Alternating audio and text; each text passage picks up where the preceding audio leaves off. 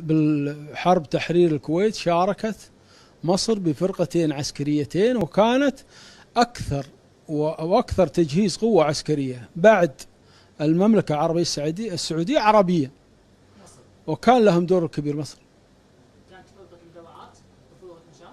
فرقة مدرعات، كان فرقة مشاة آلية على حد ذاكرتي، لكن كان في فرقتين عسكريتين وشاركوا ضمن إطار حرب تحرير الكويت، وساهموا بالقتال لتحرير البلاد. ومن ينافي أو يقول عكس هذا الكلام هذا كلام غير صحيح. أنت كنت موجود معهم؟ نعم، شفتهم في عينك؟ ما في شك، مو شفتهم، أنا شخصيا شاهد عيان على قتال القوات المصرية جنبا إلى جنب مع إخوانهم الكويتيين والسعوديين القوات العربية، وأيضا شاهد عيان أنا شخصيا وبعض الزملاء حتى ملابسنا العسكرية كنا نأخذها من القوات المصرية، كانوا يعطونا بدلات عسكرية، ما كان عندنا بدلات عسكرية.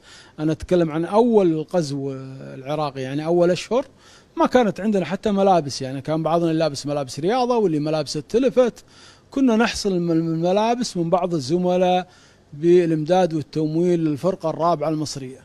أنا شخصيا كان لبسي خلال الغزو من الجيش المصري، وأنا شاهد عيان على الموضوع، وأقول هالكلام ولا فيها إلا فخرا وعزة لنا ولإخواننا المصريين طبعا والسعوديين.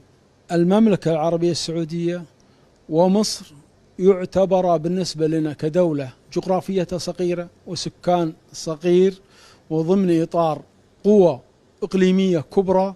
المملكة العربية السعودية ومصر دولتين لا يمكن أن نتخلى عنهم.